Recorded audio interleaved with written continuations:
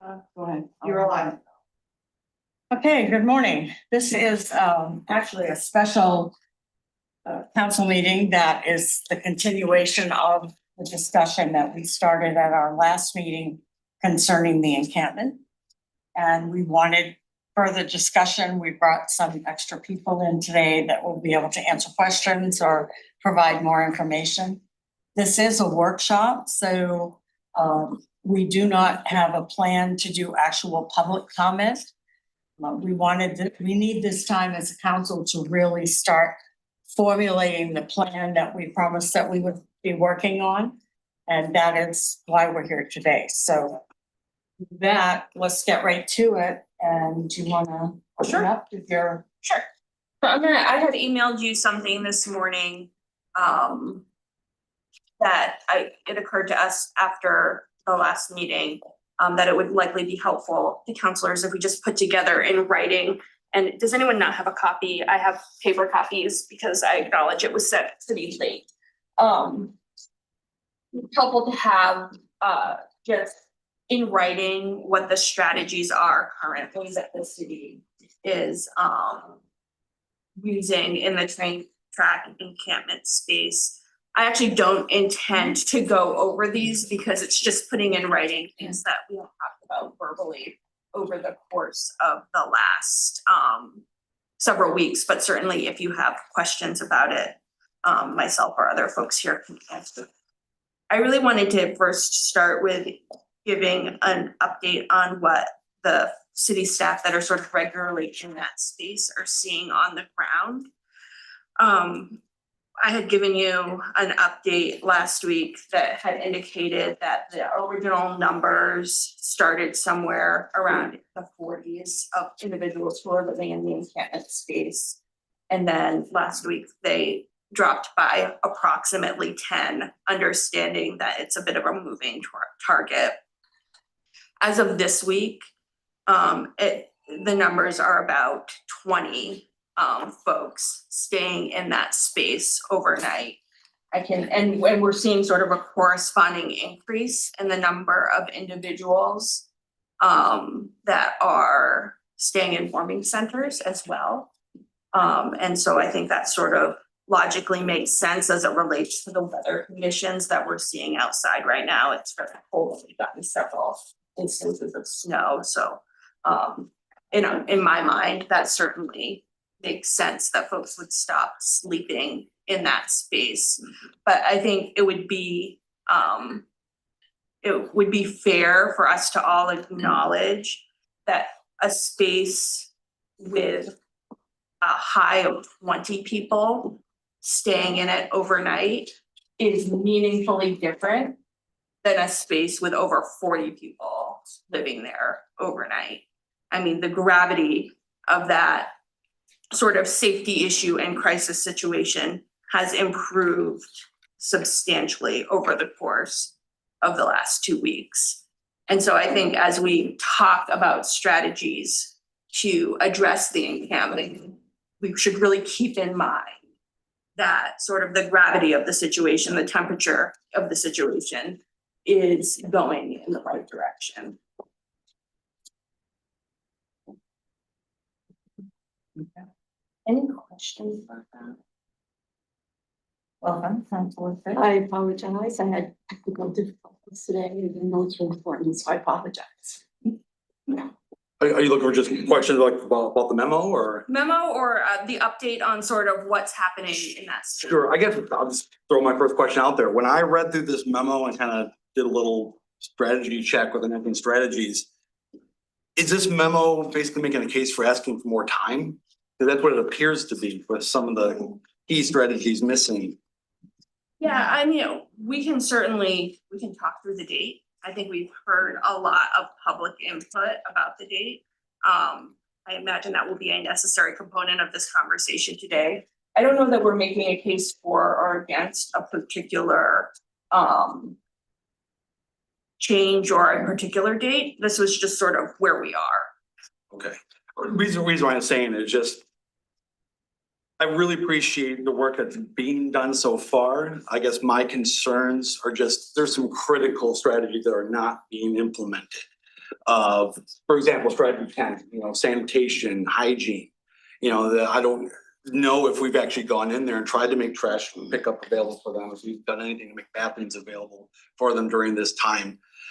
Strategy 14, an interim strategy for, and which is part of what we're going to talk about today, the possibility of a safe outdoor space. But that kind of leads into strategy 16, where the guides say, don't do this unless you're ready the day you close to have a place for people to go to one of these spaces. And so I'm just already making the case again that, this memo, I appreciate, because it kind of goes back with what I've been saying all along, that we just need more time, which is what the email I had sent to council earlier was about, the advice given us to staff when we did the same thing with Camp Hope, where, it was clear that more time was needed. And so more time was granted, and we got a chance to see how that helped during that transition period. So, we've got more work to do, and I think that 7 days is not enough.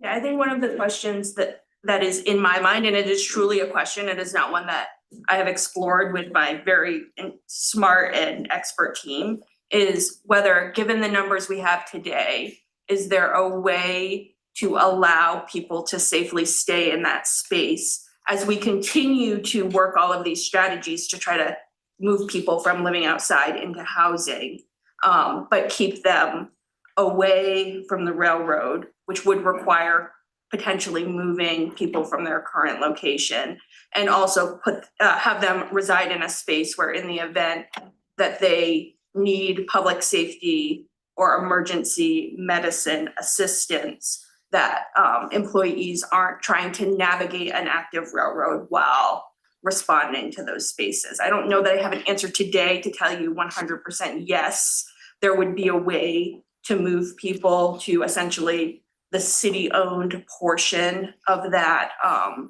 area. But I think it is worth exploring, because I think what you've heard and some of us have heard as we've been hearing public comment, that the transition from one space to another, there will be impacts on the population from that.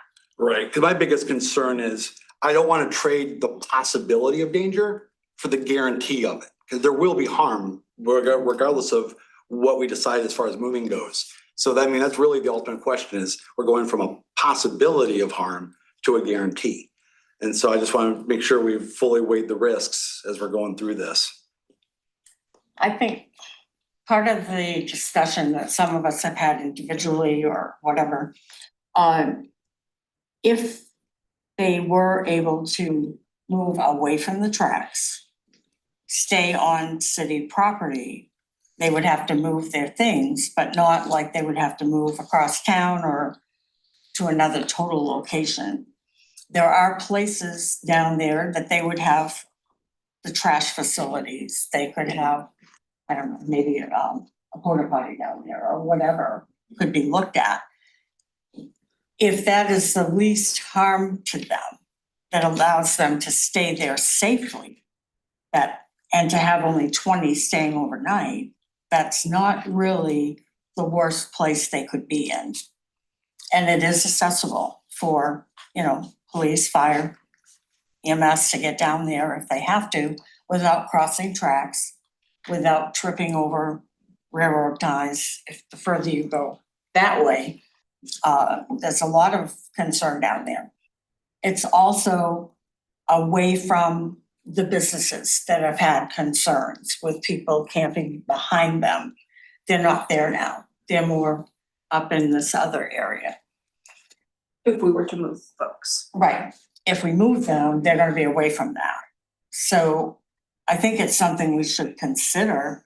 I would like to hear from Jen about the resource people. Are they getting in there okay?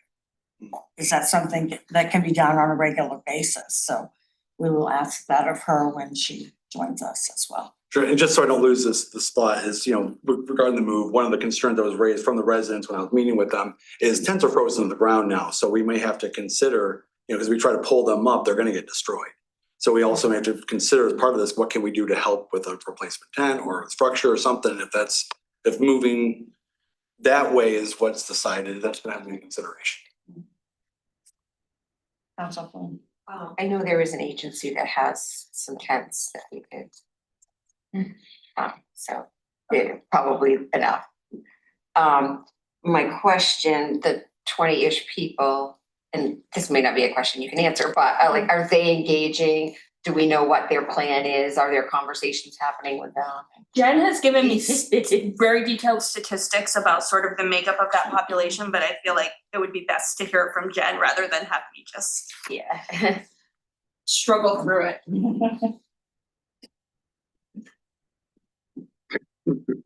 Good morning, Jen Gunderman, Director of Bangor Public Health and Community Services. So I want to report that the data that we're receiving is through the really hard work of the PATH team, the home team, BCAT, City Outreach, and PCHC, and many others. So they have developed a by name list, which is an evidence-based practice, and that's a list that they go through regularly. Jen Lawler, the Hub 7 coordinator, has graciously taken on the responsibility to keep that list updated and reviewing it. So I just want to make sure we give credit where credit is due.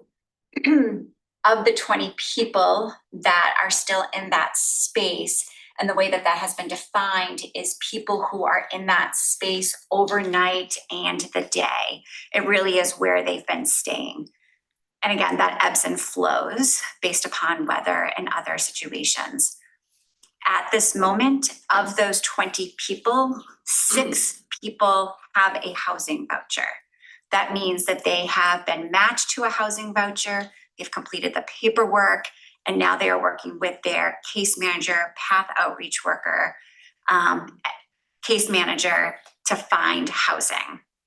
Not an easy task, but that's a hurdle that's been sort of gone over. There's an additional about a couple of people who have been matched to a voucher, meaning that they've been assigned one, but they haven't completed the paperwork yet to get the voucher in hand to start their housing journey. And then there's about another 2 people who are queued up to be in the next set of vouchers when they become available. So we're looking at about 10 people out of that 20 that have a resource or potentially will have an upcoming resource when available. PATH and others are there in that space on a regular basis. I know PATH, and again, PATH is the major sort of player here. They take on most of the people in that space to provide the support services. And they're in that space 3 days a week, Monday, Wednesday, and Friday, actively, proactively engaging with people. So I would say based upon the by name list that I saw, most of those 20 people are engaged in some way.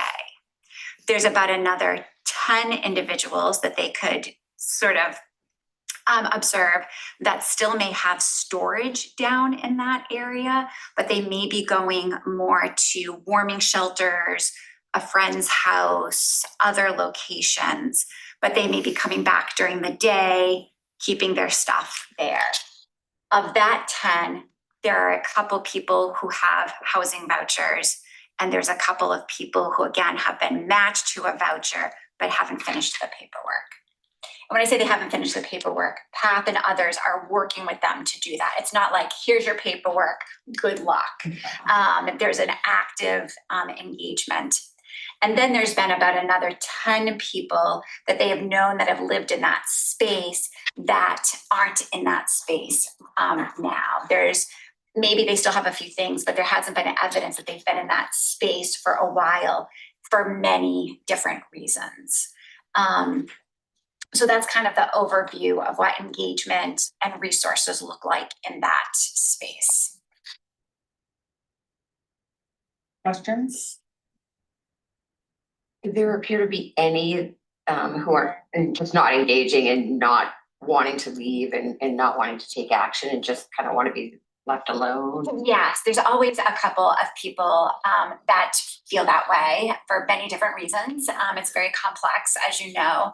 I would say that also engagement ebbs and flows depending upon how somebody is feeling that day. People who are in crisis don't want to respond. But generally speaking, the majority of people are engaging. Thank you. Any other questions, comments? One of the concerns that was raised during the Camp Hope closure was the spread of HIV. Obviously now with 32 cases, I would assume that worry would be increased versus where it was. Where are we with that concern about spread quickening like we were with Camp Hope? So we are at 32 cases. So this is a tricky situation because two things can be true at the same time. So an encampment situation is a congregate living situation that creates a high risk environment for transmission. We also know that when people are displaced from an area, that can break service delivery to them. And so somebody who is looking to street medicine to provide their treatment, treatment is really important. I honestly can't sit here and say what's one is better than the other, but I think both need to be considered. What we saw up in Camp Hope was a lot of congregate living, and that does create an environment. I do wanna, so this is the epidemiologist in me kicking in. I do want us to be very careful with the word cause, that the encampment causes or the disbandment causes. We don't know, right? We really honestly don't know which is the higher risk situation. Neither of them are great choices. Okay.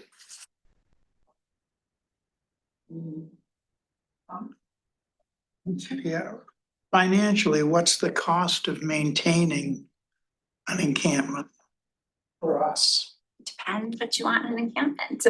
What It are we really does. spending now? Well, at this point, I don't have an actual cost for you. What it would be at this point are, if I was to build a budget right now, we'd have our city staff time, our city outreach worker, our BCAT team, and other city staff time. There's also the bus tickets, the material needs that we're providing in that space.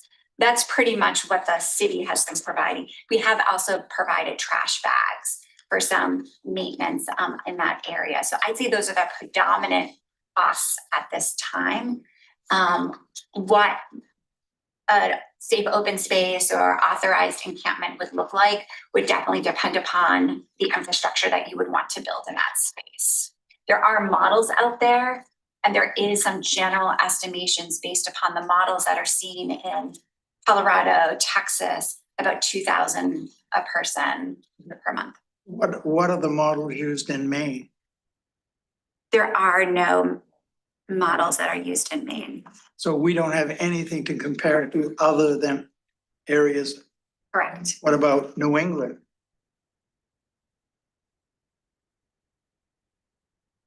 The research that I have done, I'm not aware, I am not aware of where there are case studies or models or research that have come out of those authorized encampments in New England. So we really don't have anything to base an authorized encampment on locally from the New England area.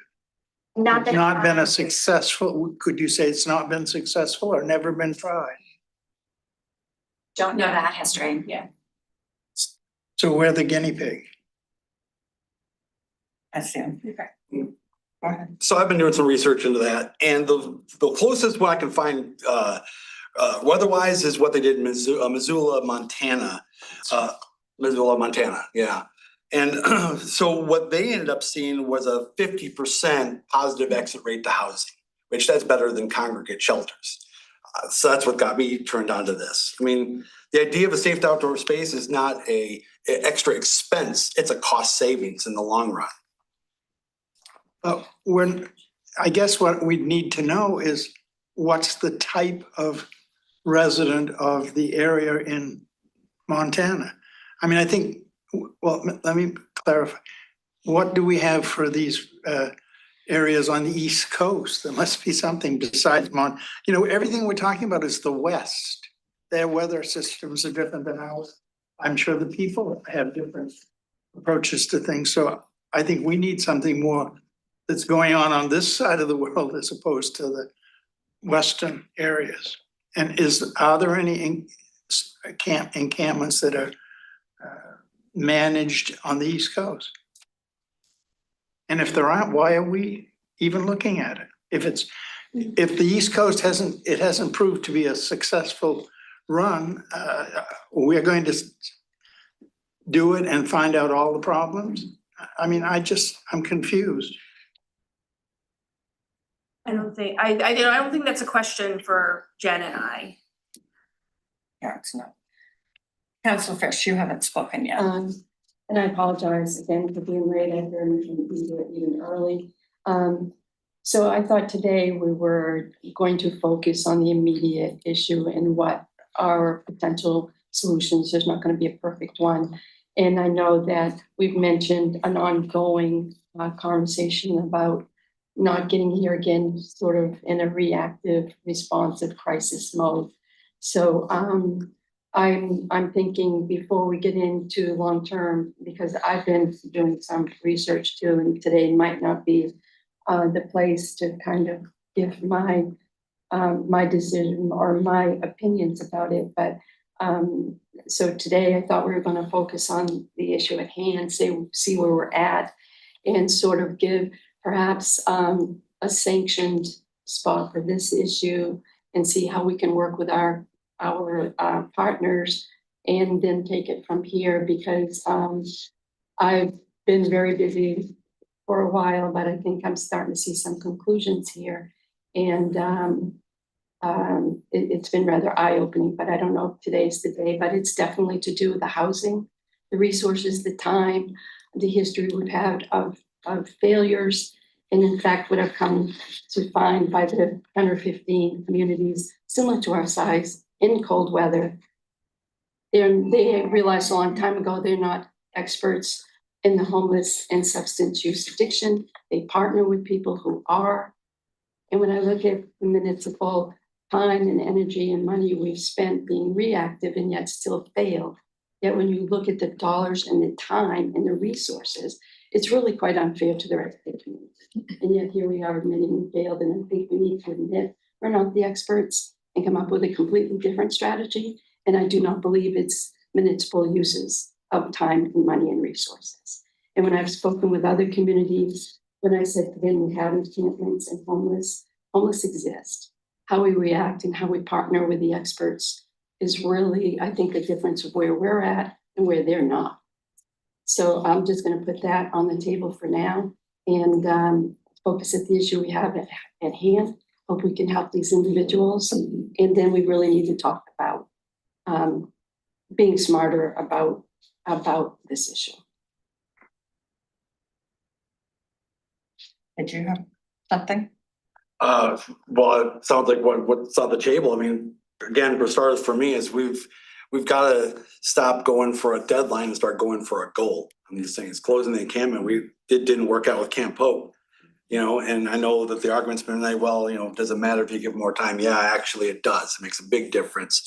And the fact that this costs so much is because we just keep doing this the system of, well, we'll close it and, they'll just magically disappear, and they're still here. They're Bangor residents. They belong here. They're Bangor residents. Closing camps has never worked in Bangor, not once. Every time people go back to homelessness because they don't get the supports that come with the housing that they eventually get, if they get it. Even the vouchers now, they're keys to doors that don't exist. But it's also a symbol, the fact that they're working hard to be housed. And I just can't pull the rug out from underneath them now. There's too much work to be done. There's more strategies that need to be implemented. December 19th is not a workable date. And I don't know about the rest of the people at this table, but I hate throwing away tax dollars. So to me, December 19th, if you have no problem, spending money without any accountability, go for it. But for me, the fiscally responsible, if the morals don't get you, the purse strings should. The fiscally responsible thing to do is to delay this closure until we're ready to do it 100% correctly. Because again, to the previous point is we're doing the same thing over and over and over again. Closures do not work. They never have worked. It's time to do something different. We need time to do a safe outdoor space that saves money. It saves money. I'd rather spend, whether it's $50 a day per person, that's still a quarter of the cost of what it costs to try to help someone on the street and try to manage their street homelessness. So this is one of those rare instances where both the morals and the financials line up. And so it starts today with, we put a hold on that close. Let's get this right, and let's talk about doing a safe outdoor space and figuring out a way to get that model right. And I agree, let's talk to experts. This was something that actually was raised in the Region 3 Homeless Council this week. And there was support for it. So there's people in this state who will help us do it right. I know it.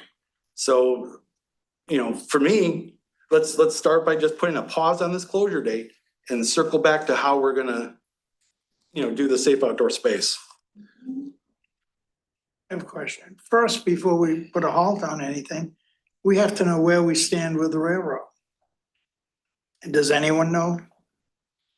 I think the primary conversations that have happened with the railroad have been through their police force and ours, and they've been verbal conversations. I don't believe, although I can make eye contact with Chief Hathaway to confirm, that we've received anything official from them. Isn't that the first step? Well, I think if I could just sort of take a step back, if that's okay, and sort of summarize, I think the December 19th date was very, very much driven by significant concerns with the safety in and around the train. That was the catalyst for the really urgent conversation that we had 2 or 3 weeks ago on that topic, when there were 47 people living there and there was no feasible way to sort of move folks within that space in a way that we thought could create a safe situation. Over the course of 3 weeks, things have significantly changed in a really positive way. Fewer people are living in that space. And I think that there is a strong case that it would be prudent to evaluate whether there is a way to keep people in that space safely in a way that protects the safety of the individuals, as well as all of the public servants, including the public service organizations and city staff that are responding to that space by moving folks from the railroad property over to the city's portion of the property, while at the same time continuing to do many and maybe more of the things that we're actively doing to transition those folks from living outside to living in a different place. We just haven't had the time, as the numbers have fluctuated, to truly evaluate whether that is a feasible option to shift, to ask people to voluntarily shift in such a way that it could be a bit safer in the interim. That's sort of where I am. And that would not alter their services they're currently getting. If they do get moved feet, and maybe it's not gonna be a huge move, they're still gonna have the services. We still would be able to have people down there and looking. Another issue you bring up that we're gonna have to look at as council is, why are these doors locked in so many places for voucher people? We're gonna have to start working with the landlord again. We've had these conversations in the past, but we're gonna have to have them again. Because if they're vouchered and they're approved to have a voucher for housing, we should have people willing to do that. If they're not willing to take a voucher, why not, and what can we do? And certainly we could have maybe a meeting with the rental, I know they have an association of landlord homeowners that they rent, and find out what are the issues. And if we find it's destruction or something, then maybe something we can do on that line as well to help mitigate the cost if that happened, if they gave someone a chance. Just other areas we have to look at. And we're not gonna have a lot of time to really do that, but we've got to take the time and form a strategy that's gonna work. And maybe this buys time for the people that are down there. You had your hand up. Yes, City Manager Lear, thanks for clarifying, again, the beginning of your report. I wonder how much time you think it would take to make an assessment, or to reassess the situation regarding safety, because it is sounding like the changes that are, you think, that are positive are sort of leading us in that direction. Yeah. I'm gonna say a number of days and then I'll invite my team to disagree, please, if you think more would be needed. But I would think, maybe a week, 10 days to evaluate the space and whether folks could be moved in a safe fashion, but still stay there. I'm seeing nods, not. Could I offer a Yeah. suggestion? What I would want to do is to talk with the community partners Yeah. in that space, who've been working there day in and day out, as well as our own city staff, to get their input as well, as part of that assessment, in addition to talking with individuals in that space. So I think that would take a little bit of time. So you're saying you would need a few days to talk to those people and then get back to us? Okay, before we leave, we need to make sure we have a meeting that will be talking about this, but not necessarily that issue on Monday. We need to make sure we have a follow-up to that we can get back with people and come up with what you're hearing down there. So we can make some informed decisions rather than just throw a ball and hope it lands where we want it to. Yes. I was just gonna throw one more suggestion. Again, the standing meeting happens every Tuesday with the residents of the camp, the leadership that they've selected. So I want to make sure we should also be having that conversation as well. So the 2 meetings I've had so far have just been really productive. And also to put out there too is that they're also open to closing the camp. They just sort of asking, hey, can you give us time for the land to thaw? And then and also can you give us an alternative with our input? They want to work with us. So I want to make sure that we're taking advantage of that because, I'm a firm believer, nothing about us without us. And, this is their lives we're talking about. And I'd like to have them to have more input. Councilman, go ahead. In working with them, excuse me, what is their desire to assist us as far as storage, as far as trash, as far as waste? Do you have any recommendations from them? Yeah, so they'll work with us if we give them the tools. If you It's always if we give them something. What are they willing to do is my question. when you have nothing, how can you do anything? You won't even pick up trash. If we get With they put it in their pockets? What do you want them to do? Okay, let's, The point being, I don't mind helping people, but if they don't want to be helped, I'm not anxious to help them. Wow. I'm sorry. okay, I'm just gonna go out on a limb here. I understand what you're saying. Yeah. What are they willing to do? You mentioned earlier, we give them tools.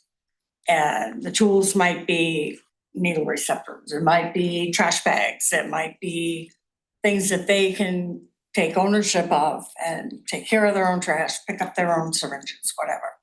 So that's what he's referring to. Are they willing to take part in keeping the encampment site clean and livable? Yeah, and they're willing to do more. They're carpenters, they're electricians, they're tradespeople.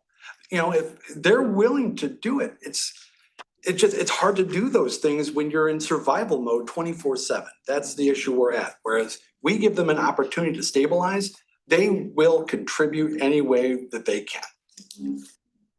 Jen, if you could ask that of your partners when you're getting a feel for what they're seeing down there, what they're hearing, just flat out ask what we just heard. And that can be part of the next discussion. Yes, Council Floyd. So I had a nice conversation with Willie from Needle Point Sanctuary yesterday, and he made a really good point about if you put some rules in place for these folks going in. So say we decide on an area either down there and we section it off, and he suggested sort of making a grid and they each have their own spot, sort of like a campsite. And there are rules in place going in so that you're not getting them there and then changing the rules partway through. And, you know, this is your space. You are responsible for cleaning it up and setting those expectations like right up front. And, you know, and having those conversations ahead of time and getting that buy-in so that they're part of that solution, that they're really more likely to help out and to abide by those kind of rules that are set in place in advance. So just kind of throwing that out there. And then, you know, like having all of those things, you know, the trash, the restroom facilities, the needle receptacles, and probably like, I don't know how these people are getting needle services now. But that may be something that we want to consider like doing in that space as well. That's good. Sorry, I just want to update you, is that Parks and Rec does have a large needle receptacle in that space. It was specifically put there to respond to the encampment. I've actually seen people living in that space take a smaller receptacle, clean up needles and go put it in that space. So we do have one and that's regularly emptied. I also want to let you know that where the train track space is, it is walking distance to Wabanaki Public Health and Wellness, which is the other SSP. So that people have literally been able to walk up to that service. So I just wanted to kind of put that context, provide that information for you. And I think from the perspective of sort of the rules, yes, and I think that the challenge with that is having someone present in that space 24/7 to help sort of actually ensure accountability to those rules. And I think that is where you could potentially see success hinge on whether there's a resource available in that space 24/7 to help the residents who want to ensure accountability to sort of the agreed upon rules. Because as with any community, your community, my community, there are always folks who like the rules and others who are challenged to abide by them. I think having that space and allowing them to be there would be contingent on them following certain rules. And they need to know that going in. And I think that they're gonna be, and there are, from what I understand, some more responsible folks in that group who can kind of take a leadership role in that. But it's, you know, it's kind of giving them some responsibility and some ownership of this too. Yes, I wanted to, you know, I definitely respect everyone's input, and thank you, Jen, for, you actually answered all of my questions that I had, so that's very helpful. I was under the impression that this meeting is really to, like Carolyn was saying, to like get to the root of, are we closing it on the 19th? That's what, you know, as time is ticking here, like coming up with, no, that's not gonna happen, or yes, we're still gonna keep it at 19. Speaking for myself, I am not in favor of closing it at 19. And when I think of our homeless population, and a date saying you have to be out of here is unacceptable as a community. I also, in all the emails and all the public comments that we've had surrounding this, have taken into consideration also the businesses that are aligned down there that we don't hit on a little bit. We hear, you know, the comments and the emails that are coming in, and the traffic that's going on back there. But I also now am a little more at ease hearing that like we went from 40-something people down to 20 people down there.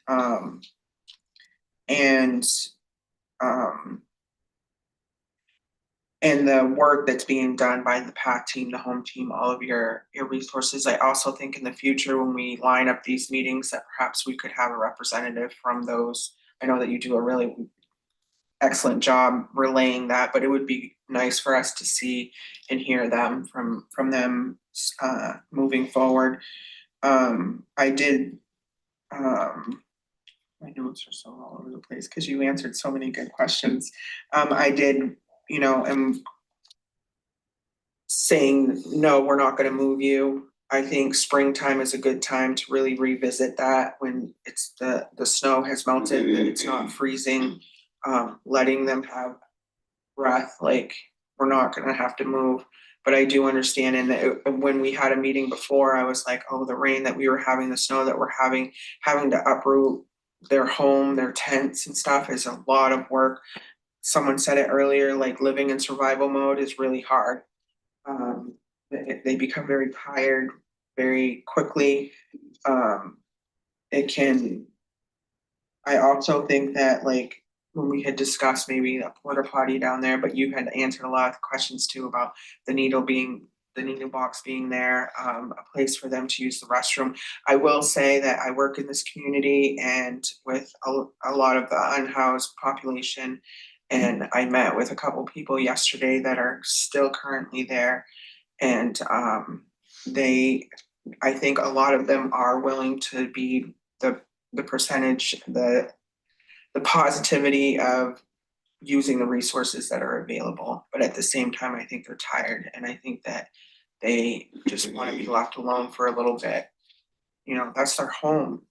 I was thinking about the trash and the cost and what does it look like, you know, coming up with a budget, but all in the future. Like we need to decide today, what are we gonna do? I'm gonna stand and say, I'm not in favor of closing it on the 19th or have a closing date. I think that that is very fearful.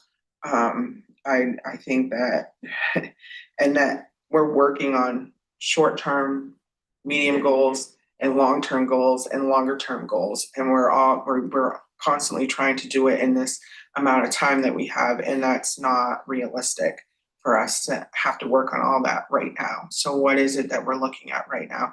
If it means moving them a little bit to this side, you know, is a lot different than we're gonna find all these different places for you to go in the city. That's not gonna happen before the 19th or before the snow melts. Like it's just not, we're at a place now where it's like, let's let them be. Let's see if we can continue to work with them, work on the, you know, the businesses that are around them. What is it that we can do to make sure that people that are working in these businesses are getting safely to their cars, they're getting safely to the businesses. You know, I think there's a lot of moving parts, but I don't think that the unhoused population are not wanting a solution, but they also want their home and they want to be safe. But thank you. Oh, just one second. Whatever we do with the date today, it's gonna be, clearly, it sounds like there's a consensus, it's not gonna be the 19th. But that's not gonna give us time, sit back and think, okay, come springtime, we're gonna do whatever. We still need to form that plan and keep that plan moving.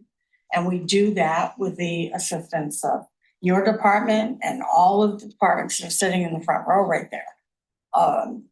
So that it's an ongoing thing.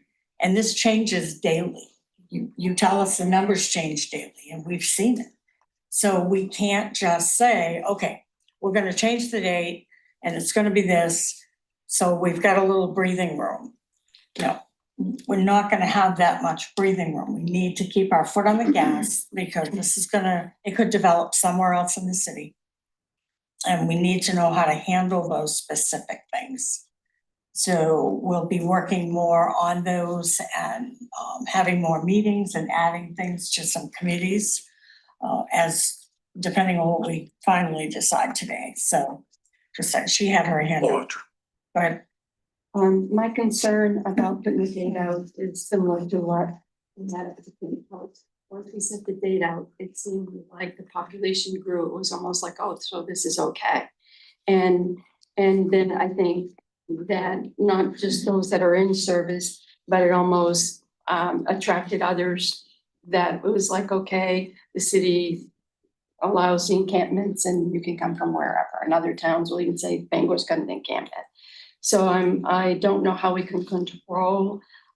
We've seemed to have the numbers almost cut in half from last week. And I'm afraid those numbers are going to grow. And I also don't want to, you know, and again, I know there's a lot of advocates, there's a lot of reasons, and everybody's saying that don't work, but this does and this will, and research proves there's no perfect answer. And I don't think leaving them there is perfect. And I don't think not doing it till the 19th is maybe, I don't know that it is the right answer and I don't know that it's not. And I don't think anybody can tell us and guarantee one is right and one's wrong. After the 19th, to me, it's, you know, they're still out in the cold in the dead of winter with the trains running. And that's in our staff and our employees have got to go down there in a dangerous situation. So if the majority and the experts say leaving them where they are, but I have grave concerns about how we're going to control that from growing. And it's not okay with me for other people or even individuals who just choose to throw up a tent and live outside. Yes, a lot have an issue, but some, it's their choice of living. And that is an okay place for us to just say, here's your space. And as Councilor Mallard says, what are our liabilities and responsibilities for land we don't even own? No, so it's tough to be on city council and see the homeless on our street and wonder how the heck they survive. I don't believe I could, I don't know if I could survive one night. On the other hand, when I look at the time and resources and I hear about a vet that committed suicide and I don't see the advocacy for them, the people that are home with illnesses and financial disabilities, and the lady that's in the cold right now with 20 degrees temperatures, I don't see the advocacy and I don't see us spending the time and resources. And in fact, we don't have the times and resources. And for our governship as city council and a municipality, I don't know that it is. But I do think we need to learn how to partner with a more fair and balanced job for the citizens of all of Bangor. And I know we have 20 people right now in crisis, life and death. Well, the gal that just died and that has 2 children, she had life and death, and she didn't have a choice every morning when she woke up to change her behavior.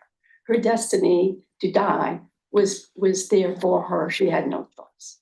So yes, we need to help these people, but we need to come up with a plan that includes responsibility, guidelines, and what we can and what we can't do, and start running the city as a municipality and business, and somehow partner up with the people that are experts and have better results for the dollars and the times and the resources that our public works and all of us are spending on this issue.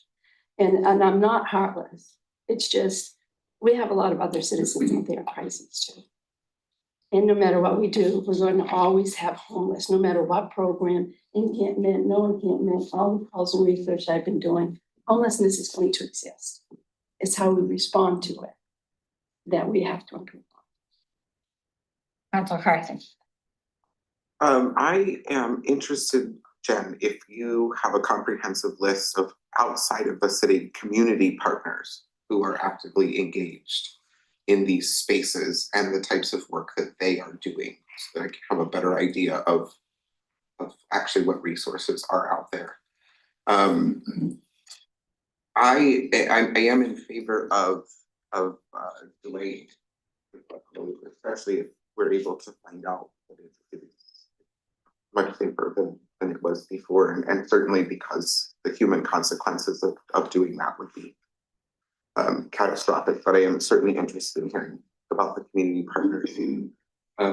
Councilor Fairhouse, I'm wondering if you have any thoughts about a potential meeting schedule for us to keep on track with these conversations. Well, we have on Monday. And we will have some sort of a draft of meeting times at that meeting. And that will give us time to look at the city manager's calendar and what our other meetings are that's already in there. So on Monday, we'll be able to at least put out a draft of dates to see if we can make it work. We typically have the Thursdays or Wednesdays that we don't have meetings on unless it's a holiday that bumps us to Wednesday. I would assume we would pick one of those to start, but we'll check calendars here at the end. See what we can come up with. Yes. Can I just ask a clarifying question? I want to make sure that I got that asked correctly. So in the document that you have, there's a short list of sort of direct service providers who are in that space on a routine basis, providing very specific direct services. There are also a number of organizations, some even represented here today, that are going into that space, providing material needs, checking on people. Are you thinking of a comprehensive list of people who are in that space? Can you just describe exactly the Yeah, type of organizations you're talking about? I think like it's really easy for me to see all the city partners that are out in that space. I'm not aware of all of the various community organizations and the work that they are doing in that space. So it'd be good to know who is there and what specifically they are doing. Absolutely. Because I think it'll help us to build our plan to know what's already out there. And I just want to clarify for you that the city entities that are in that space right now is the BCAT team, Parks and Rec, and our city outreach. But I will put together a more comprehensive list and kind of their general roles. Not that you're busy or anything. Council Beck. Sure, I just wanted to throw out there that, you know, if we're going to delay it, which I hope we do. I just wanna make sure that we're not leaving this, is it gonna be, is it not gonna be kind of day, 'cause that just creates more chaos, and that's not fair to the residents there, and I just wanna reiterate again, during my conversations with them, they too were in favor of the closure, and they proposed the date of April 30th. My thinking is that it's kind of a, if we set the April 30th date today, and we use that for a deadline for us too, that we keep our foot on the gas, and we're gonna keep talking about this issue and figure something out. That April 30th date, at least everyone knows this is not gonna be forever, that there is gonna be an end to this. In the meantime, we would have a solution before then, and we don't find ourselves in this spot again, or at least not in a way that we're having to reinvent the wheel again. The one thing I'd like to back up to was a comment, and I don't know who made it now, about, I guess it was you. How do we prevent a huge influx? Is that area not posted right now for the people that are there with no new ones entering? It is posted. And my understanding of the purpose of a by name list is that you can use it to identify who's there and who's. That's true. However, it would be a decision that would need to be made that only the people on the by name list are able to be there. We would need your direction on that because it will expand. Then that is something the council needs to consider because we've got it a manageable amount. I'm gonna ask the chief, the two chiefs actually, in a minute to come up and answer a few questions about what's going on down there. But we need to keep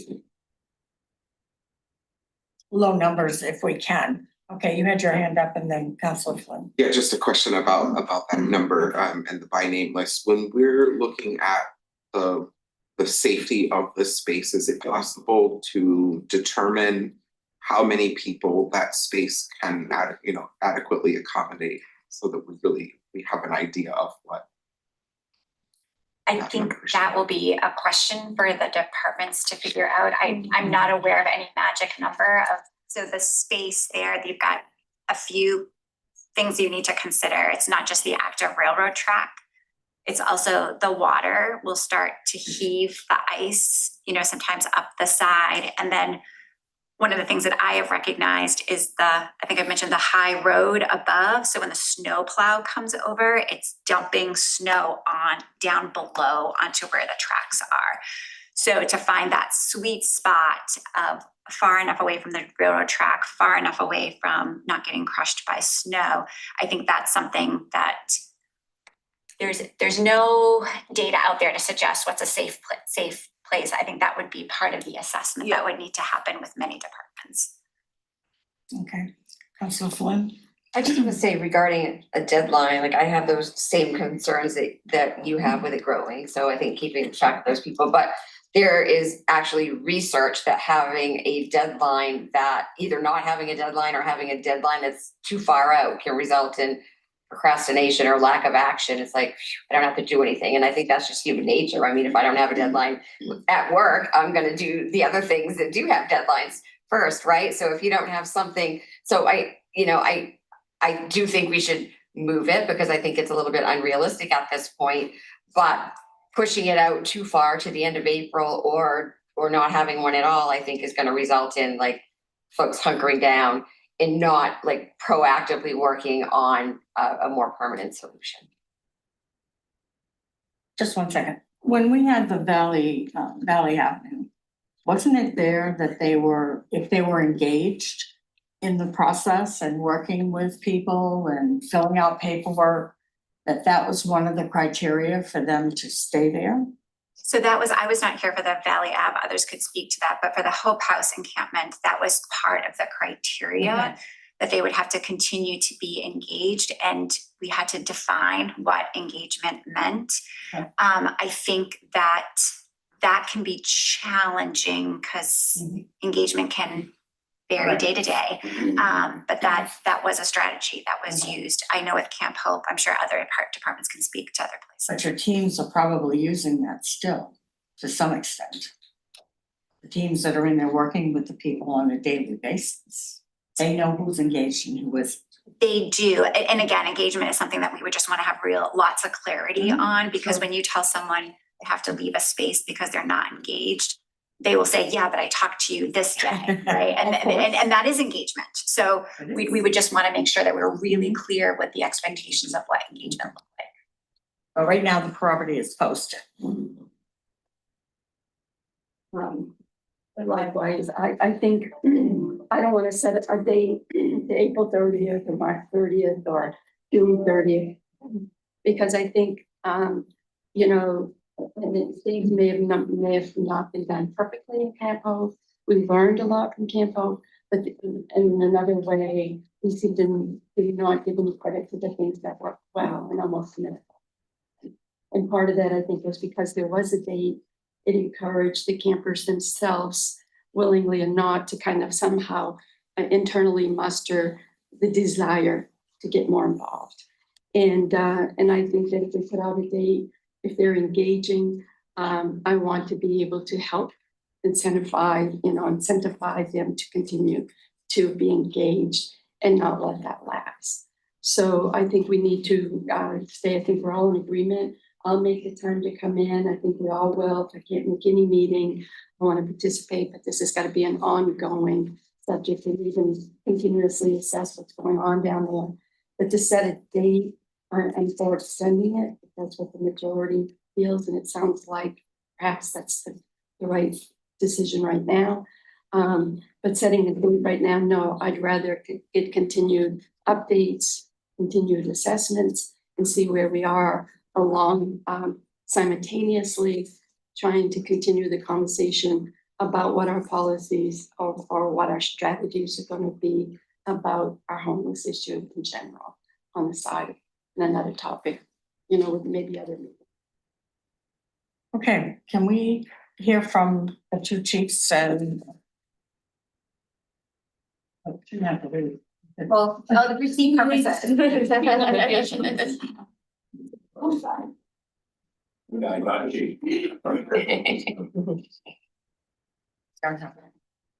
Good morning. We need more chairs if you want. Okay. That's all. Can we pull a chair? Tracy, come on up. You said chiefs. Maybe you got promoted, you didn't know.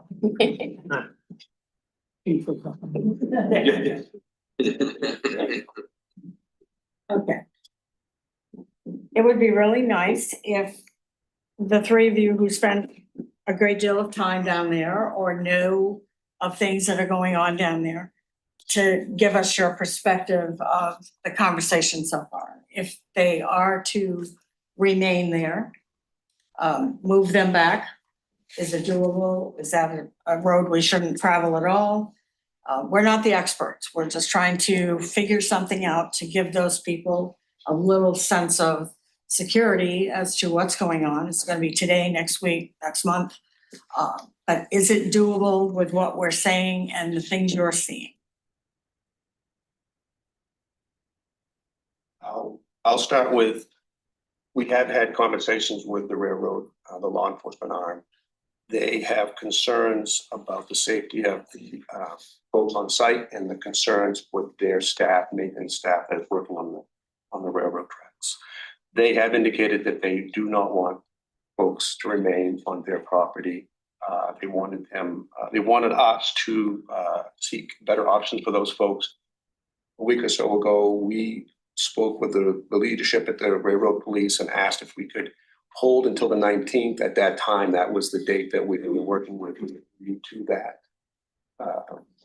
We've had conversation with them as late as yesterday. They still are indicating they do not want folks on their property. They're very concerned about the safety of all involved. We also spoke with the director of the CSX Environmental Field Services, who has indicated that he will send a team to work alongside the city team to clean up the area when that comes. So they want them off their property, moving them to the city-owned property in that area, which is away from the tracks, further back. What are your thoughts on that? I'll only give you experience. Instead of opinions, I'll just provide you with our previous experiences from other campsites. And generally speaking, when we have a date certain, the folks that we engage, and please know that we have been talking with everybody in that site. It's not if we went down and put a sign up and left. We have been talking with everybody there. Public health folks, our folks, the outreach folks. And at a date certain, most of the folks in previous experience have found better options. And that seems to be occurring now. If we have a closure date of late spring, our experience have been from the past is that the campsite will likely have a significantly higher number of participants than we currently have. That almost seems like a certainty, again, based on other sites, Cleveland Street and the site under the 395 overpass.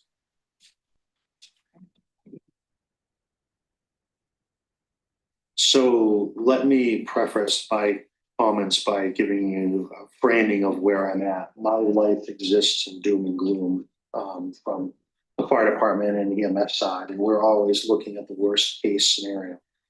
So when I look at this, I can certainly understand the belief that it's a safer environment. I would put forward, based on my experiences, that it's not a safer environment. There's less exposure to the environment because we reduce the number of people that are exposed to that environment. I think the risk is still there. I think the threat is still there. But having fewer people there certainly reduces the likelihood of an occurrence. I can get behind that. The other thing that I think about when we talk about injury that's received, I think that's correct. I think that any displacement of these folks is going to cause some degree of mental stress or mental strain. I mean, that's incumbent of me to think about anytime we deal with somebody who's in medical crisis or is experiencing a loss due to fire or something along those lines. What I have to weigh that against is what that injury experience is versus the potential injury experience as we move into colder weathers and an active rail line and those things.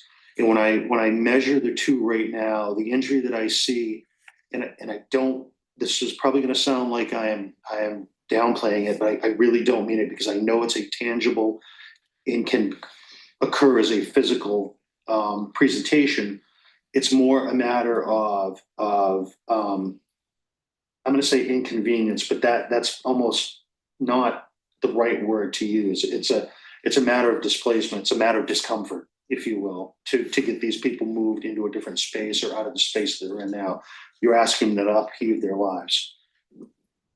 When I weigh that against knowing what a train can do to a person, or knowing what an injury, a cold weather injury, severe cold weather injury can do to a person, I have to look at the physical harm as a greater threat to the folks that live there than the psychological harm in its gravity.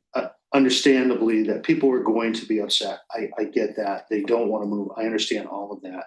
But I know the results of, like I said, of those physical injuries that occur. I also know our experience in the encampments where we have dealt with severe burns and other things that occur. And it's not because necessarily anybody's being negligent. It's just the fact of living in that environment. Mistakes happen. And I don't expect that this winter's experience will be any different than last winter's experience that we occurred. I will tell you that we are one of the few agencies that can stop a train by simply making a phone call. And we stop the train when we go down there. Anytime we operate within 50 feet of the train tracks, we stop the train. I would expect that as the weather gets colder and that as if what's predicted comes true and more people move into that environment, our responses to that area are going to increase. We're the primary point of healthcare for a lot of those folks to be able to get into the emergency room because they don't have PCPs or whatever. And we love doing that. That's part of our job. But we know that operating that close to the rail line creates a risk. So that means if we're running down there 4 or 5 times a day, depending on what's happening, that's 4 or 5 times we're going to call the railroad to shut the train down. And that's something that's going to come back that the council is going to have to mitigate and manage. So just something to put on your radar. I do not have an opinion on whether a permanent encampment is established or not. I think there definitely needs to be supports. I think there definitely needs to be structures for these people. I feel like this is good intentions going awry by allowing them to stay in what is, from my perspective and based on my experience, a dangerous place for them to be in. I really think that as we get into the colder weathers, I know that there's substance abuse issues down there. I know there's lack of nutrition. I know colder weathers are coming. Those all inhibit our cognitive function or our ability to think clearly in certain circumstances, especially in potentially high consequence circumstances like being too close to the railroad tracks or whatever the case may be. When you combine that with the railroad tracks are a thoroughfare for moving from place to place, in addition to streets and roads and whatnot, it makes me very scared for these people. I have a legitimate fear for their safety more than I do my own people, because I can stop the train. We're going to stop the train. We're not going to have a problem there. I'm very concerned and genuinely concerned about them and their safety down there this winter, especially given the environment they're in with the ice coming up and the snow coming over when we plow and those types of things. We have no way to provide overhead protection. There's no way we're going to stop ice flow from coming in and damaging what few goods that they have. I'm worried about them. My comments are based on fear for their safety and well-being. Something else to consider for us is access issues. This site does present some issues. Wednesday evening, early evening, we had a report of a cardiac arrest at the campsite. And we had a bit of a difficult time locating the person. First officer in could not locate the person. We sent several other officers down. We did find the person further up the railroad tracks. Paramedic were quick to arrive, but we had to get them in as well.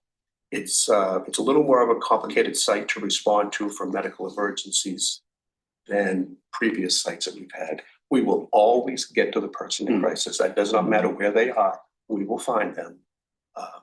It's just the amount of time it takes us to get to the person based on the landscape of this particular site. Tracy Willett, Parks and Recreation Director.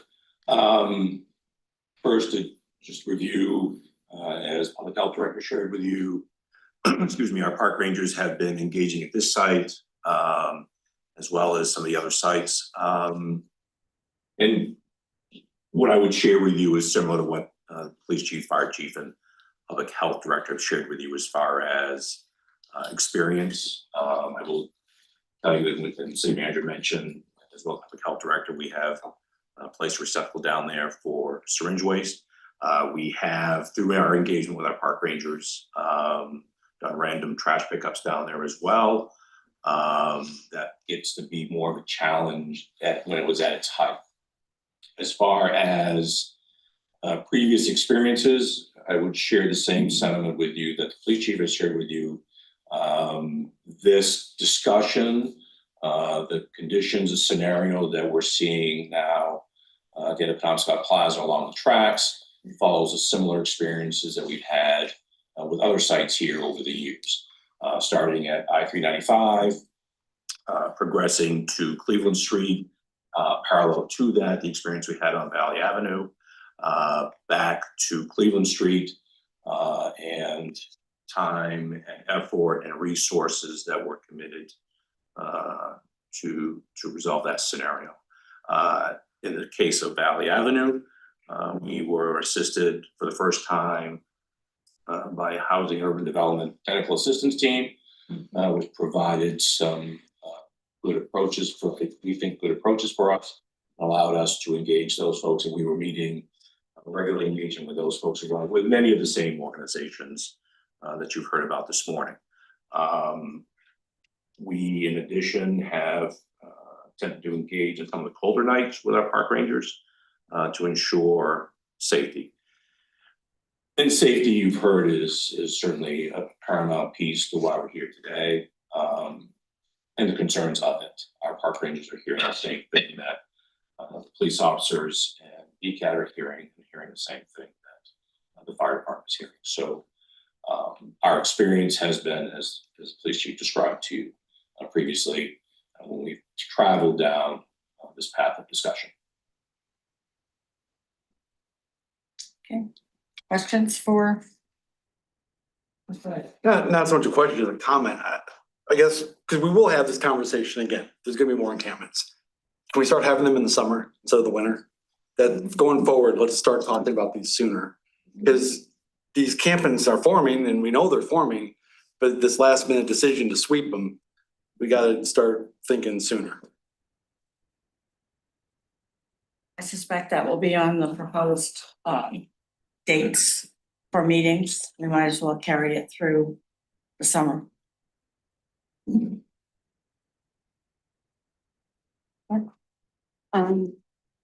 I think Councilor Beck's right, but I think we're responsible for the conversations.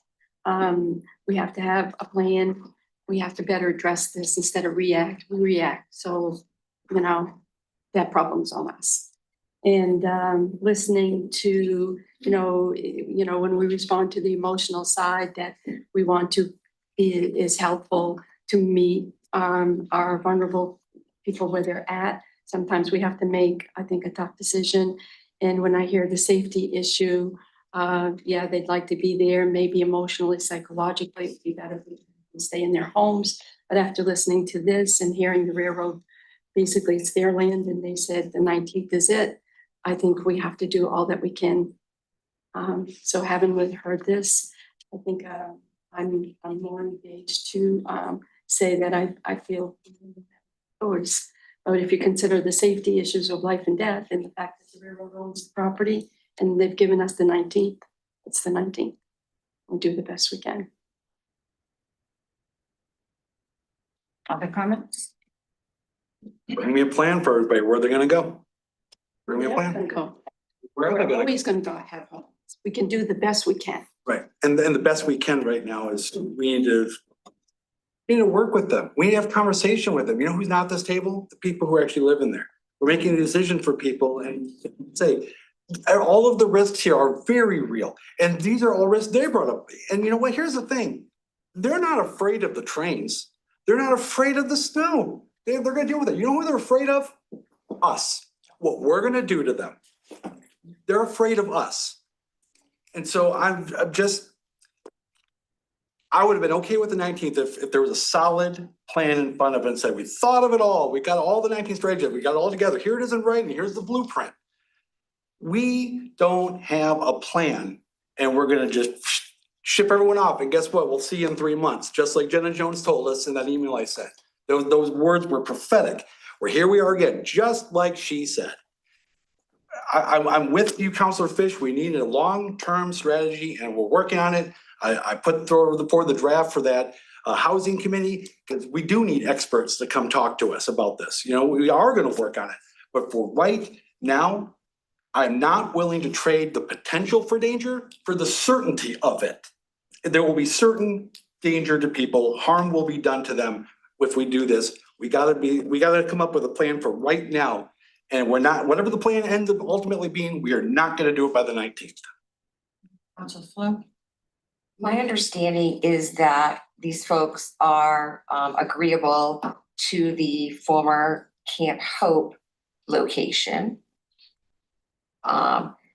In that that's a possibility, and it seems like we could probably do that fairly quickly, and I think that we could section off an area, know who's there, like provide the grid that was suggested by Willie at Needle Point Sanctuary, so that we can, they can easily be located in case of an emergency call. We put the rules in place. We have the trash, we have the restroom facilities, we have the needle receptacles and or needle services there.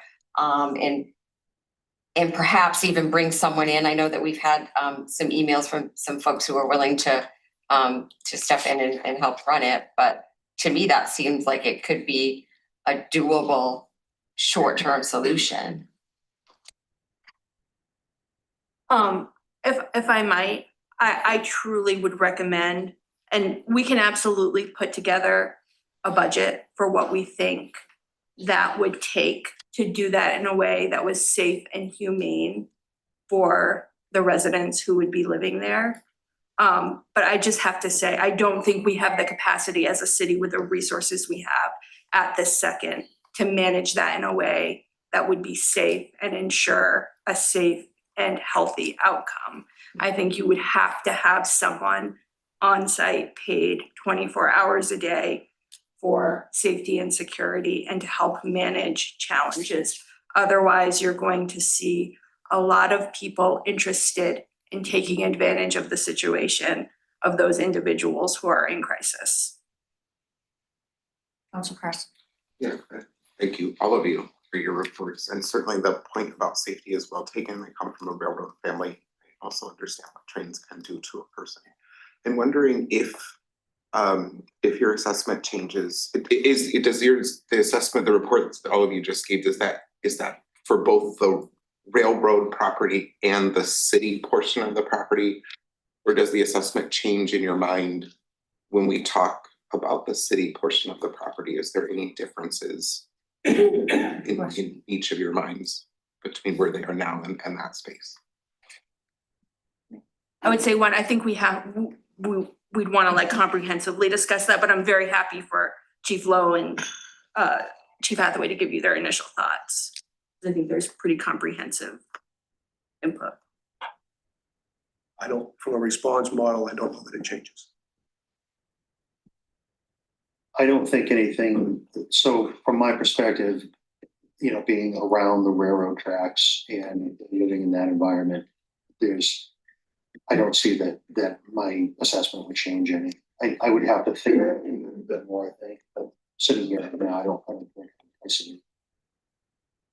I would go back to when we talked about our previous experiences and saying that I'll use Valley Avenue when we had the site of Valley Avenue to try and answer the question that goes back to what you heard from Chief Hathaway and Chief Lowe about safety. In that case, it was the safety of pedestrians along Valley Avenue conflicting with traffic. Using that to their point about safety around the railroad, it's the same pedestrian traffic by no fault in the dark of night wandering on an active railroad that somebody didn't know was there, or wasn't aware of trains coming. So it goes back to what we've already talked about here about safety.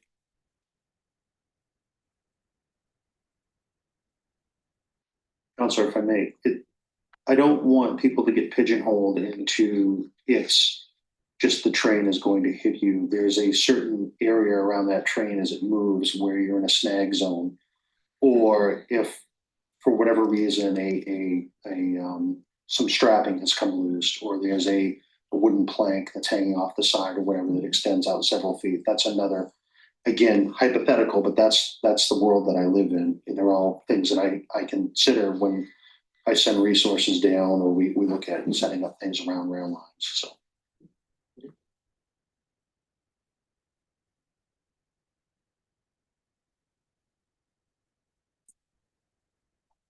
Any other questions, comments?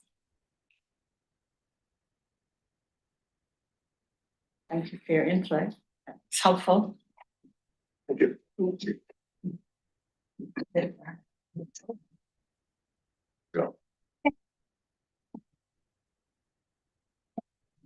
Hmm. Okay, I guess that brings us back to the main question of the date. To date, we do have to resolve that. It is, as everybody has known, the 19th was put in place as it's right around the corner. So what's your pleasure? I mean, we're not gonna make that deadline. Go ahead. We sort of act like we have an option here, but based on what I just heard, we really don't. So I don't think we can leave here without having at least a tentative plan for where these people are going to go. We've got a week. We're gonna meet again Monday, but we have other business. We're gonna have very short time. Like, I think we need to come up with even a super short-term plan that we know is not gonna be perfect. Jen, go ahead. Hiding You didn't sneak out the back door. You tried hiding behind the podium. And you're not really gonna have the answer to this. All on you. We clearly can extend that date, and we're going to have to, because the 19th is not going to be feasible. They are still gonna be there, and even if we move them to the city piece, that's still not optimum either. You've heard law enforcement and fire EMS, Parks and Rec, they have their ambassadors down there. It's still not a safe site. Realistically, we're talking, what, how many people? 20? 20 people that we have to consider, no matter what date we have, of options available to them. One is, many of them are vouchered. And do you work with a specific organization that will accept vouchers as far as landlords? So there are a number of landlords that we typically go to, whether it's with our rental assistance program or community health and counseling services. It's a landlord liaison program. Some of the challenges that you brought up are challenges that we see in placing people into housing. When they get a voucher, they may have an eviction history, they may have a criminal history. What we are seeing is that when people are placed into housing, there aren't the case management services necessarily available to help people stabilized in house. So that often leads to bringing friends in because you want your friends to come in out of the cold as well. It leads to damages, it leads to evictions in a significant proportion of those situations. So therefore, landlords have become a little bit more hesitant. There are things that do help engage landlords, such as incentives, financial incentives, whether that's saying that you'll pay for the damages or saying that you will provide a little bit more than the fee. So there are some strategies that have worked to engage landlords in a different way. Hands everywhere. Councilor Carson and then Councilor Beck. Just want to remark, what you just highlighted there is a immense failure in our plus care model. And that seems to have been going on because I hear these stories pretty frequently. People get in, people bring friends in, places get destroyed. That's a failure in plus care. And so I think that as we develop our long-term strategy, we need to answer that question. Well, two things, just real quick. One option I would throw out there is possibly looking at a master leasing program. Take a little more of the risk out of the game, like other communities are trying. So that's something that we're talking about. But also regarding this date, I'm fixated on what we're gonna do with the date. I'm hearing a lot of talk that it's gonna take time to reevaluate. So maybe now the goal today isn't to to set the new date yet, but take the old date off the table, and then let's make that part of the next conversation. Okay, now that you've reevaluated, what can we realistically achieve? What is our plan and what can we achieve it by? And then have a date we can agree to. Cause I don't wanna leave people in a lurch over this, you know, they deserve to know. And I think that's the reasonable way to look at it. We're gonna reevaluate, let's reevaluate, and then we can, you know, sit down and actually give a real date based on what we've come up with. Just one second. No offense to your question, Jen. You work with these people all the time. You are in constant conversation with them. Is this gonna appear to them to be nothing more? I don't wanna say that.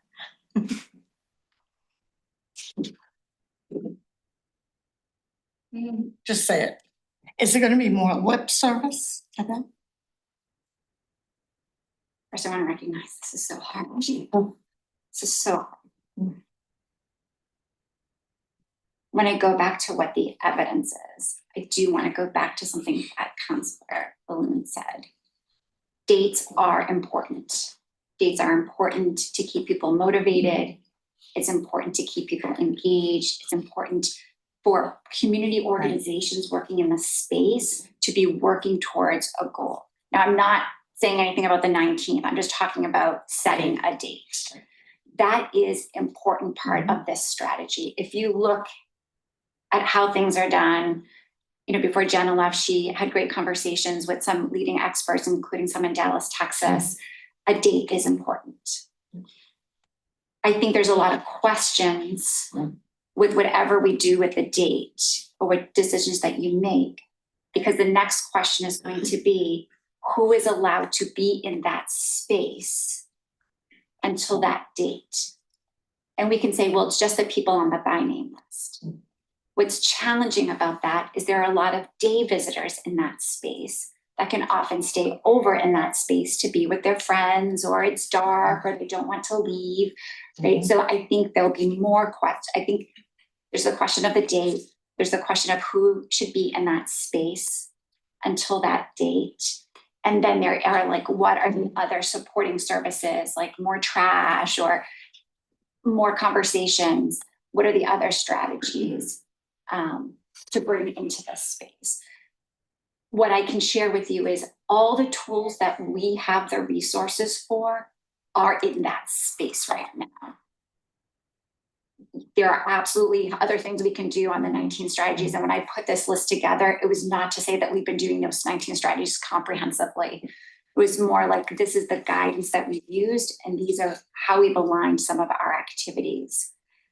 Our resources are tapped out in that space right now.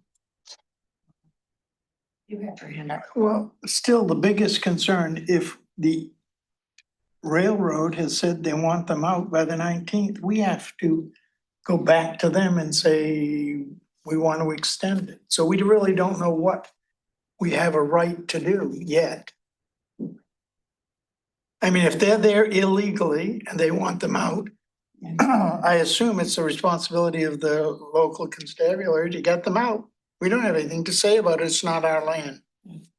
So I think we need to know where we stand specifically for extending the date with the railroad. So at a If minimum, we don't go in and are able to find them housing or get them replaced, does the railroad have the ability or the authority to just go in and move them themselves? Yes. Do you want Chief Hathaway to talk about that? I think I mean, so. they have their own law enforcement, yeah. so So that could happen. I assume It's their that if land. they wanted to call their law enforcement up and ask people to leave their property, that they. So they do have their own law enforcement division. They have authority, Title 23 in the state code provides them authority to enforce the rules and laws along the corridor of the rail. So they could, yes. I think we can have continued dialogue with them. Jeremy Brock, who is the supervisor in our community outreach group, said very good conversations with the railroad leadership, both in the environmental services group and the law enforcement group. And if you decide that the 19th it seems like a date that's just not certain at this point. I'm confident that Jeremy can have further conversations with him. I don't want to speak for the railroad and indicate that they may well think that this is fine. But I do know that Jeremy's had very good conversations with him at this point. It would be prudent to have that conversation, I think, because the consensus appears that the 19th is not giving us any wiggle room or any time to find a place for 20 people. So if we could have that conversation and find out how far are they gonna push and how hard are they gonna to get them off their land. We can do that. It would seem that even though it's not ideal, and I understand all the safety concerns, but if they're gonna get booted off the railroad land, then we're not gonna have a choice but to try to put them in our space down there, you know, on our land. At least they wouldn't have to be moved to wherever. It seemed pretty clear when we talked about the Hope site before that that was gonna be way more resource laden than we have to deal with. And it does generate the risk of many more coming in from other communities. If we were to open that site again, it would be really difficult to fence it, lock it, have people there to secure it. So we're dealing pretty much with one or two options, and the only one that's viable is probably changing the date. And maybe, I don't have any idea what we want to change it to, but at least knowing that the 19th and maybe hearing the result of the conversation with your people that are in contact with the railroad would be helpful. But in the background, we're gonna have to be thinking about potentially moving those people to the city area down there Tracy's going. I mean, and it's not ideal. We appreciate all of the comments. So maybe today the answer is we're pausing on the December 19th date. Mhm. Maybe we'll have some additional information on Monday that will make We'll be meeting again. council comfortable with selecting a future date. I mean, I think what we heard from Jen is that it's an evidence-informed strategy to have a goal date in mind. Mhm. So it seems like that's probably a good thing to not just say Right. the 19th is off the table and leave it open-ended too long. I think maybe the railroad people should suggest a date that's acceptable to them, and that way we know what we have to work with. We can certainly solicit that from them. And they may. But until we really hear from them. Because they do have legal rights that we don't have on that piece. Council Carson. Yeah, with the city space, I just want to sort of re-say that I think it would be really helpful in the assessment to understand, and I know it's not safe and it's not ideal and it's not perfect, but I would like to hear a number that space can accommodate, because I think, right, you mentioned the challenges. If we have people who are there both day and at night, it's important that those people get first, priority in that space because they're there. Then you mentioned that there's also a population, maybe that they're storing things there or whatever. They're not there permanently, but they're coming during the day. Clearly they may need access to, but in an effort to prevent, right, us opening a space and then prevent it from just becoming, it would be nice to know what it can reasonably accommodate, which I know is a difficult question because I'm asking a question that's not based in like safety or anything like that, but. Right. We can always bat it around. I'm sorry. Yeah. She's not gonna sit by me anymore. Yes. Jen, can you please remind me, so the 20 folks, is there not space for them at the warming shelters, or they don't want to go for some reason? There is room at warming shelters at this time. I think there's many reasons to not go to the warming shelters. Some people who have vouchers logistically, it may not make sense to pick up all your stuff to go to a warming shelter and then hopefully get housed. For some people, warming shelters pose some challenges of being in that type of congregate space. We are hearing from the warming centers that they are dealing with complexities in those spaces as well. So so if someone said today, I need a space tonight, there's a space tonight. And I just wanted to make a thought about the grid. That makes sense conceptually, but what we see is because we can't have this be a 24/7 site, when people go down, outreach workers go down to the space to go through the by name list. Now remember, they're getting that by name list of the people that they're seeing on a regular basis when they're down there. So they could encounter somebody who says, well, I've always been down here. You just haven't been here when I've been here. So if you grid off, there would be no way to enforce that only the people who are assigned to that grid can be in that grid. So I just wanted to introduce what some of the challenges with that type of a system could be. With that issue, one of the ways that gets overcome is that when it comes time to guidance and rules, it's also got to be the input of the people there. They're the ones who need to come up with the rules. Because like that was one of the subjects that came up, and the rules I'm hearing from this leadership who've lived there are the same rules I would impose. And the thing that they impressed upon me is that if we build it, we will respect it. And that's the key. If we build it, we will respect it. And then the thing I was going to add is that as we go through this process, I would like to see more of our efforts, communication be more collaborative with the folks rather than just informative. Because they have a lot of good ideas. These have been really good meetings on Tuesday. And, and again, they were also in favor of closing the railroad encampment. It just work with us on the date is where they're at.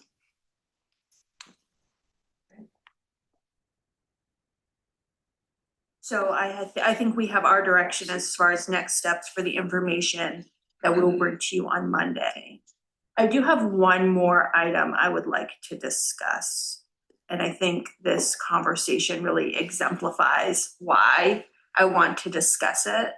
I feel pretty strongly that we need to go forward with hiring a new homeless response coordinator. And I'm seeing aggressive head nodding. The number of things that Jen is ignoring right now on her plate to full-time pay attention to this issue is not sustainable. And so I think our plan is to post that position and start recruiting for someone.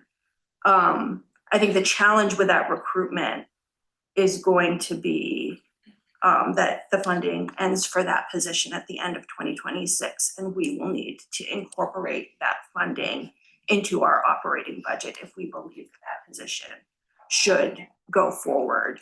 And I'll give you my unvarnished opinion on that. I don't see a future where we don't need someone who owns this issue going forward. My hope is that we do a really robust strategic plan, and we're going to need someone to implement that strategic plan. Sorry, I'm sorry, I just called on Councilor Carson and that stuff. I tried. Did he answer? Thank you. When this topic came up before, my thinking has evolved on this. When this came up before, I think I was sort of in the camp that it would be great for us to have a defined strategy around what that position is supposed to do before we actually go out and find that person. I've completely changed my mind. I think that to build a strategic plan, we actually need that person here. Right. So for what that's worth. I agree too. I think our plan needs to, as importantly, create the limits and the strategies of what we can and what we cannot. It's going to be just as important to start having some limits on our time resources. And like we just took $120,000 out of GA to respond to an emergency situation. And that could have gone toward a response where if the situation had better planned out, that might have saved the 120 coming out of GA. So yeah, I agree that we need this person sooner than later. And I also think that that as a strategy, we have to learn that as much as this vulnerable community has all of their issues and their wants and their needs, I think we also have to learn we can't bend the knee to everything. A lot of responsibility of the decision where they are in the future. They have to get to a place where they have to start wanting to make the change. And no matter how much we do and how much we give until they get to that point, we alone cannot save these individuals. But we have to start putting some guidelines in the strategic plan about what we can do, get better organized, work better with the experts that are in the field, and let them lead with the advice and perhaps guidance of this without our involvement, so we can get our act together. So the sooner the better, because I think that role would be instrumental in helping us with the rest of figuring this out. There you go. Yes. I agree with all of that, and I want to thank Jen for all her work, and I'm very concerned that she's gonna get burned out, and she's way too valuable to lose. I have to tell you, every time I'm at my office, I don't know if the timing's just there, but I see you in those cold days. When the wind was blowing and I could barely get from my car to the office door. I saw you walking down the track, and I don't know how she does it. Thank you, Jen. Great undergarments. Long undergarments. Anything else? Yes. I just wanna make myself available. Either, I know you mentioned that there's those standing meetings on Tuesdays. It'd be great to be invited to one of those. As public safety folks are going down and looking at spaces, I'm available to, for the city manager, I'm available to go and do that. Myself as well. Please include me. I was just gonna say real quick is, it's open invite. Yep, and from a full logistical standpoint, yeah, I mean, I have no problem stepping back to make sure everyone gets an opportunity. Cause it is important for us all to hear the input. So, that's great. I just wanted to add that I am also meeting, but that date the Tuesday doesn't work for me. So Monday, the 22nd, I'm meeting at 2:30. So like if, I know we gotta kind of limit the number of folks, but that's another option. And have 3. Yeah. Can I just offer something to that conversation is the well is opening on December 19th. And the well is a day space where in the past, a lot of people have gone. Outreach goes to that space. Our city outreach goes to that space. I've had conversations with our cities, some of our other staff in our health promotion wing about going to that space more often just to engage in conversations. Not a formalized group, but to be there, not just to provide services, but to just sit and listen and ask questions. So we'll also make sure that when we're formulating information that we'll share back. And if you get to attend a meeting, we can ask others that might be interested, because there'd be 2 of you that would be going. And then as long as we don't go over, it's valuable to hear back. It's on a day that I personally don't go because I'm working on that day, but 2 of those days a month, I have the Penobscot County liaison, but there's other, I mean, but it doesn't even, in Tuesdays, you're going down there. there's other things. Sure. Others. Just call me, cool. So we'll have more information on Monday. Hopefully a firm date, at least by the railroad. Right. If we hear back on that. I don't know that by Monday we would have like a comprehensive sort of firm idea of the feasibility of that site. But I would think that we could at least go down and sort of give a rough sort of, we think this is enough for 5 people or, that sort of thing, with more research to follow it. But that would be the one thing, and we're pausing. Pausing the We're 19th. pausing the 19th. Monday we'll hear from hopefully the railroad and maybe a site visit. So is there anything else? We're coming on 2 hours. And I know a lot of you have other things and work to get back to. So we're gonna meet again on Monday. And we'll continue the discussions until we have some really solid plan items in place that we can start formulating a larger plan. So make notes as you think about this over the weekend or whatever, bring it back on Monday. We can go from there. Thank you all for attending. Yes. Just a quick thought, I haven't seen I don't know if the agenda has gone out yet, but I was gonna say if there were any like updates or anything that aren't pressing that we could give up to dedicate more time to this, that might be, I don't know if we can do that. Step up. I feel like we never have enough time to talk about this subject. We always run out of time, so. And we may, but we still have to put on another hat and at least get our committees done as well, because that's business of the city. It's committees. Yeah, no, I just meant like if there were any updates that weren't like Yeah. pressing. If for some reason there's not a committee meeting that night, there would be some extra time there. But we can't really start not having the committee meetings because that affects everybody's departments and then we're way behind the eight ball. So right now, it doesn't look like it will be bad to get some time in for what we have on the list of this to talk about, so. Yeah, and just as a reminder, there are 4 committee meetings Yeah. scheduled for On Monday Monday. because we're having a special GovOps meeting. Where this will be discussed, Mhm. the bus fare study will be discussed. And we will talk about the Zoom policy in preparation for the January 1st deadline that council gave us. So I guess manage expectations about the length of that meeting because none of those topics are unimportant or brief. Well, we know which committee will be last. Yeah. Yes, that's right. GovOps will be last on the list. Bring your slippers. I just wanted to offer thanks to the chair for pulling this meeting together on Friday, number one. And thanks to all my fellow councilors for making the time to be here this morning. This is definitely unorthodox, but important. Thank you to the staff who took time out of your regular duties to also make time to be here. I appreciate everybody for this conversation. All right, well, thank you for that. We will adjourn at 10:45.